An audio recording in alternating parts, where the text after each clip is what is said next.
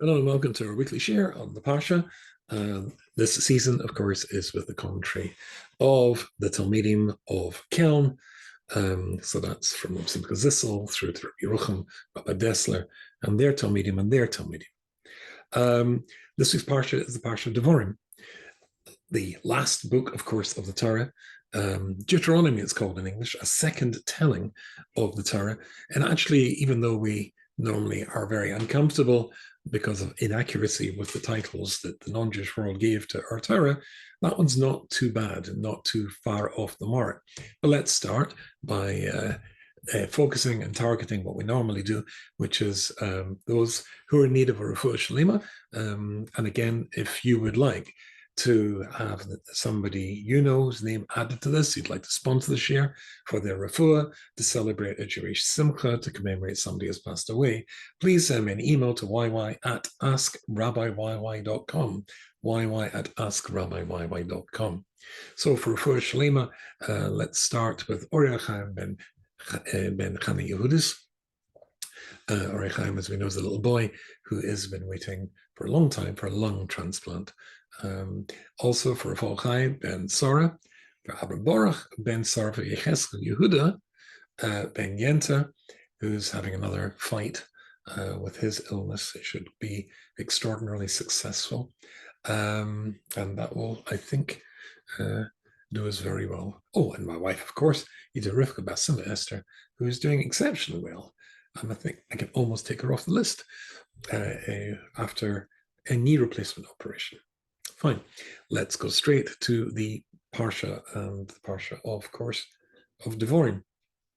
The Parsha of Devarim, it's extremely interesting to know. Now, if you've been with me over the years, you'll know that I normally give a share on the Parsha with the commentary of the Alshach. The Alshach here, I think, of all the absolute genius of the Alshach, his comment on the first two psukim of Devarim is beyond super brilliant. I'm not going to repeat it now because you'll find it in previous year's shiurim, either in Torah Anytime or my own YouTube channel. But I would strongly recommend you have a little look and a listen to that to see how brilliant it is. And basically what he says, to reduce it to something which is, it's about like saying a famous work of art has a finger in it. What's the rest of it? You won't really appreciate it till you see the whole thing. However, having said that, he shows and demonstrates that Moshe Rabbeinu, as Rashi points out, that all the names that are mentioned at the beginning of Devarim, of the places the Jewish people were, are actually the places the Jewish people rebelled against Hashem. The Alshach points out that they're not in chronological order. That's the genius. However, the main point is that Moshe is, to use the English term, tipping his toe in the water. He's waiting to see whether or not the Jewish people will respond positively to criticism. Interestingly, says the Alshach, if they won't, there's no point in proceeding. You have to make sure somebody is listening before you start to speak. Okay, no way of knowing if you're listening, but I hope if I check later, I can see usually there are lots of people listening, so that's a nice comforting thing. But it's an important point. If somebody's not listening, you're wasting your time. How do you get them to listen? Well, Moshe tests the water. And then when he tests the water in Pasuk, Aleph and Beis, and gets the all clear, as it were, the green light, they are listening. Then he goes on to, instead of implicitly criticizing them, explicitly criticizing them for all the things they did wrong in Pasuk Gimel, which we will, and onwards, which we'll look at in just a second. However, let's start with a posuk, with a story, which is one of my favorite stories, and it's about the Chofetz Chaim, or actually starts with a rabbi here in New York. The rabbi was giving a shiur somewhere in Manhattan, and he told a story. The story was of a young man from the old country who decided, as so many did, at the time of the Chofetz Chaim, the flow was completely, the tide was going out, away, the sea was traveling away from Judaism and Jewish observance and Torah.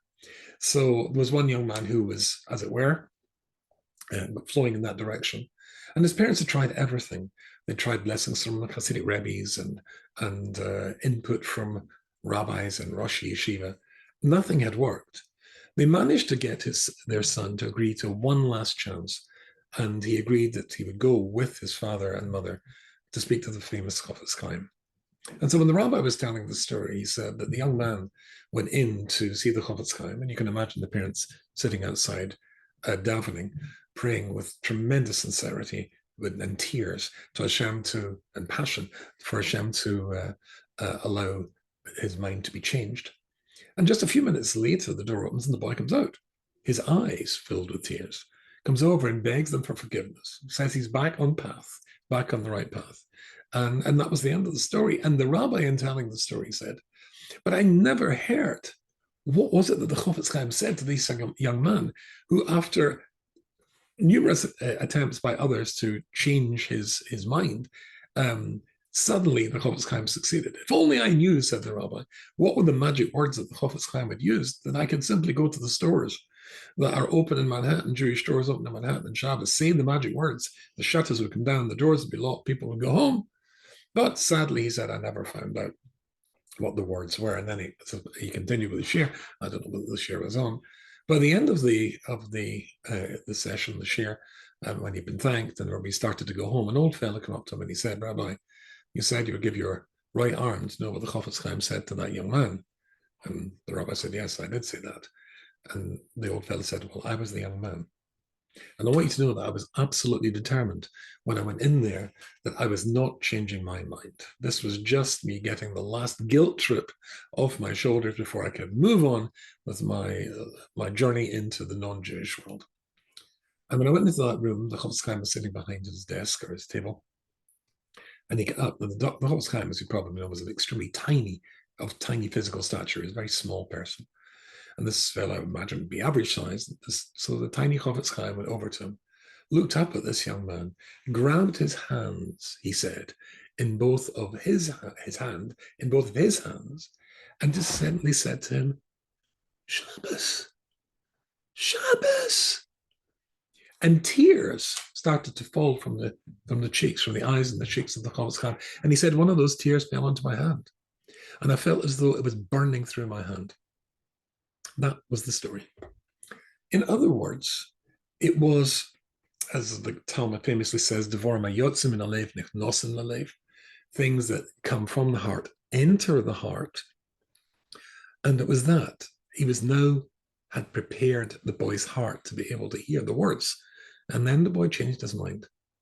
It's something that Simcha Zissel says, quoted by Rabbi Rucham in the first mimer of Das Chochmah Musar, when he says that Hashem, he's talking, the context is Yaakov Avinu is nervously approaching the confrontation with his brother Esau. Why is he so scared? So Rabbi Rucham quotes, you find this is the first mimer in Das Chochmah Musar, is great Rabbi Simcha Zissel Kelm, who says that to change a person's mind, or to get a person to change their own mind, is the greatest, would take the biggest miracle of all. Because Hashem has created the world, and everything in the world has got set parameters. There's a temperature where water boils and temperature where water freezes. Everything has its physical laws and physical parameters within nature.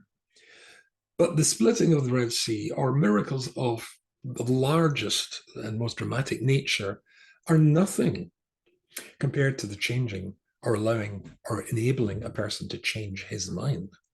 Because a human being is a Baal Bechira. And to be a Baal Bechira means, and we are the purpose of creation. Bereshis bara Elokim es hashamayim v'ha'aretz.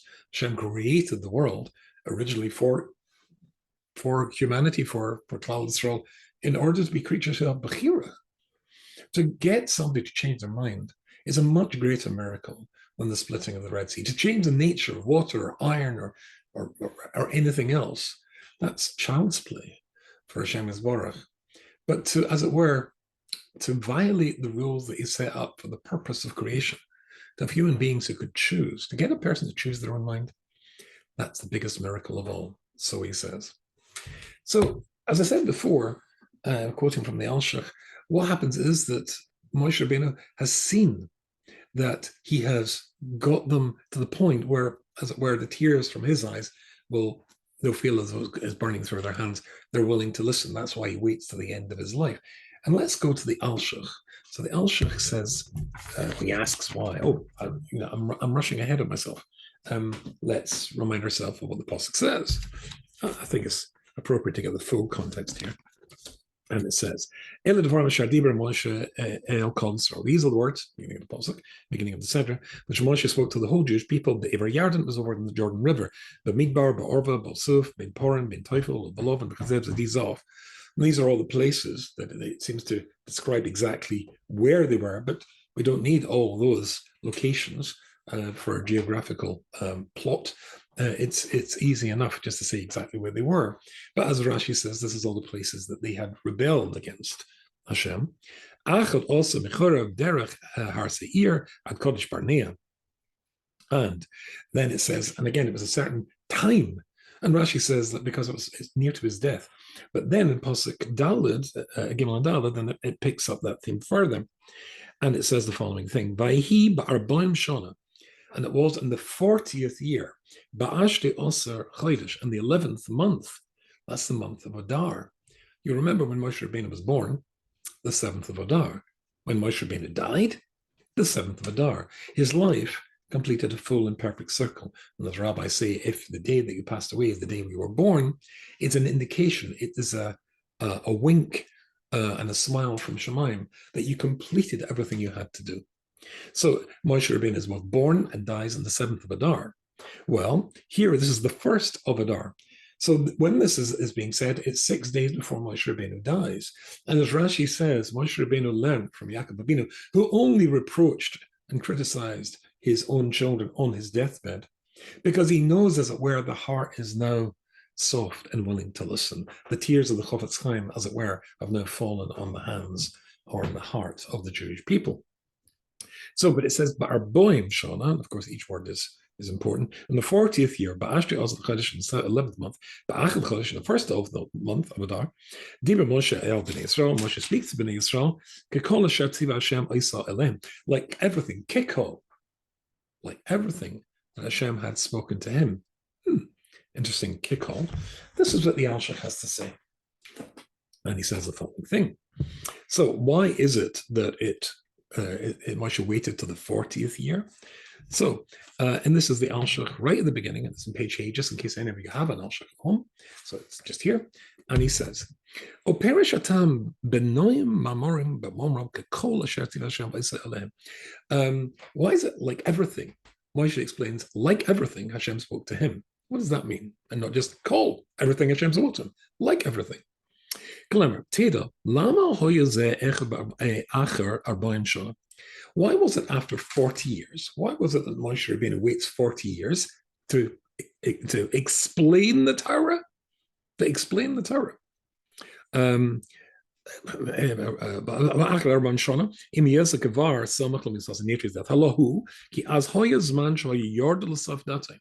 The answer is because after 40 years, they're going to be able to understand him. Ergo, before the 40 years, they would not be able to fully understand him. And that's what he says. Because the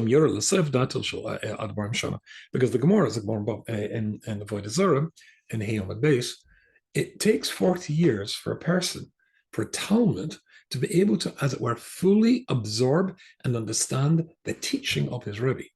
Now, we're not talking mathematics and we're not talking music, we're talking Torah. So the Torah, which is so much more difficult and so much more complicated than either music or mathematics, in fact, mathematics and music and everything is in the Torah, to be able to reach the level of fully understanding what your Rebbe was teaching you, apparently, you have to be 40. That is to say, that the mind of Moshe, which has been able to understand what Hashem taught him, which is completely true and completely accurate. But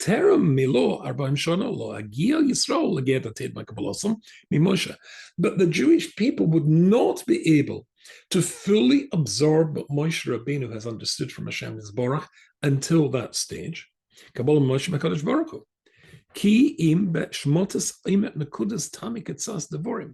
can certainly get a lot of it But anything missing from the completeness of the Torah or completeness of anything, think of a chemical formula or think of a medication, an ingredient missing from the medication, instead of being something that renders it ineffective, it might be counter-effective. It might suddenly make it toxic. Shina Bekama Devarim. Then there'll be all sorts of things which go fundamentally wrong. Ach acher arba'im shana, as hayazman sheyordem l'seif dato kasher kabbalas meitei barach. But after 40 years, they were going to be able, as if kikol, as if they were able to have heard it directly from Hashem, like Moshe did. It takes 40 years to reach such a thing. 40 years is, of course, something that should ring a bell. You may have heard from me in my previous share in Medrash Tanchuma, quoting Medrash Tanchuma, I should say. The Medrash Tanchuma says, if I just point my finger there to those green books, that's the Medrash Tanchuma on my shelf. The Medrash Tanchuma talks about the 7 ages of man. Those who are English scholars and Shakespearean scholars will know that partly Shakespeare spoke about the 7 ages of man, but he probably pinched it from us. The 7 ages of man, says the Medrash, until age 1, Odom Dom Melech, a man is like a king. Why are you like a king? Because think of a newborn baby. Everybody wants to see the baby, brings gifts to the baby, gets excited when the baby is coming. Oh, look at that. And tells people, I saw that baby, etc. Gets very excited about a cute, gorgeous new baby. That's the age of 1. So you're Dom Melech or a Malka. You're like a king or a queen. Everybody's so excited to see you. After that, age 2 and age 2 to 3, Odom Dom Chazir, a man is like a pig. A pig? Well, have you ever seen that baby when it starts to crawl? If it manages to get under a table or under a chair, or behind a chair, under a couch, and find an old piece of bread which has been there for months and has gone blue with mold, and immediately sticks it in its mouth. Ah! Shouts the parents, quickly grabbing it from his grasp before he swallows this horrible putrid stuff, like a pig. That's stage 2. Stage 3 is 3 and up. 3 and after, 3, 5, 6. A child like a gedi, like a little baby goat, jumping all over, a kid. Couldn't think of the name for a baby goat for a second. A kid springing and jumping all over the place. You've seen them. You probably have them or have had them. Wear them. It's a beautiful stage of a person's life. Next stage of personal life, 4, Odom Dominus Sus. Somebody is like a sus. Why a sus? A sus is, if you see a horse in the field, head up, beautiful animal, clippity-clopping along, proudly, trotting, and that's the teenager. A teenager, wow, the world is their oyster. They will live forever, very proud of their looks, their appearance. That's up to the stage of teenagers. Then marriage. 5, Odom Doma Lechamor. A man is like a donkey. A donkey, of course, is a beast of burden. And as soon as you get married, then you have lots of burdens. You have a mortgage or rent, a lease in your car, or payments for the car, electricity, gas, taxes, etc., etc. All comes tumbling down and chopping. And notice I didn't make any jokes with mothers-in-law. With marriage comes burdens, responsibilities. So you're like a chamor. The next stage of a person's life. I should have told you the age of the next one starts at 40. When a person is 40, Odom Doma Lekelev. A man is like a dog. The rabbis generally refer to a dog as being, it's very strange. There are 2 contradictory definitions in Chazal, or seeming contradictions about a dog. A dog is a loving animal. That's why it's called kelev, like the heart. It wears its heart in its sleeve. If you've ever seen anybody with a dog, the master or the mistress of the dog adores its master or mistress. When it comes in, it runs towards them, tail wagging, jumping up, trying to be picked up. On the other hand, a dog is a chutzpahdik animal. It barks at human beings. And the Medrash continues with the latter definition. At the age of 40, a person is chutzpahdik. They're already settled in their path in life. We're up to 6, aren't we? They're going, if they're a doctor, they've got their own, their senior partner in the practice. If they're an accountant, senior partner in the practice. They've made their way in the world. A person very rarely changes after 40. And the last stage, the 7th, is Odom Doma koif, a man is like a monkey, all wrinkled, bent over, like if you ever see a keeper in the zoo walking the monkeys, they're all bent over, and that's the last stage of a person's life. But 40 is where you've got experience. It can lead to the chutzpah and the arrogance, the hubris that you know everything. But by 40, a person generally will know a lot. And that's why it says famously in Pirkei Avos, and Pirkei Avos and Perek Hey, and it's in Mishnah, Kof Hey, Hu Hoyamer. Excuse me. It's Yehuda ben Tema. He says, Hu Hoyamer, Bechom Shonim Lemikra. When a child reaches 5, you should teach them psukim. You should teach them Tanakh. Ben Ezra Shana Mishnah. When he's 10, you should teach him Mishnah. Ben Shlosha Ezra Mitzvahs. 13 is when a person achieves the responsibility, the stage of his life of responsibility for mitzvahs. Ben Chomesh Esra Gemara. And 15, he starts to conquer Gemara. Ben Shemona Esra Chuppah. 18, he starts to get married. Of course, you will notice we don't quite do all these things. Ben Esra Lirdov. Ben Esrim, sorry, Lirdov. 20 is when he should seek a career or an apprenticeship to some craft. Ben Shloshim L'Koyach. When a person reaches 30, that's the height of a man's physical strength. Ben Arboim Labina. When a person reaches Arboim, 40, Bina, understanding. You've reached enough. You've got enough. Now, there it's talking about just general life. But as we said before, but Torah, with Torah comes at the age of 40 an understanding of how it all fits into place.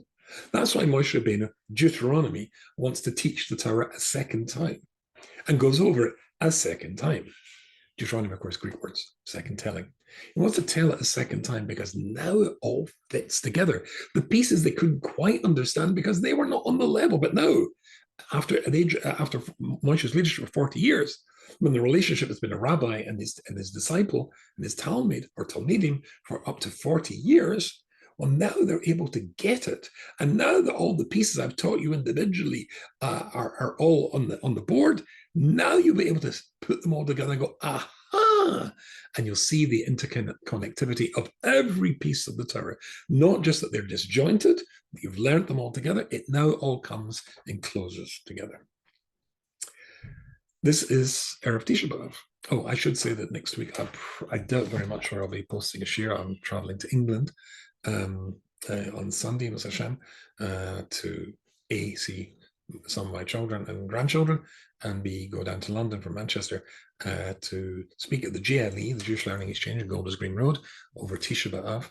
Also at the Netzach Minyan in Edgware, whom I will be joining along with Project Seed for Shabbos before coming back to New York a week on Sunday.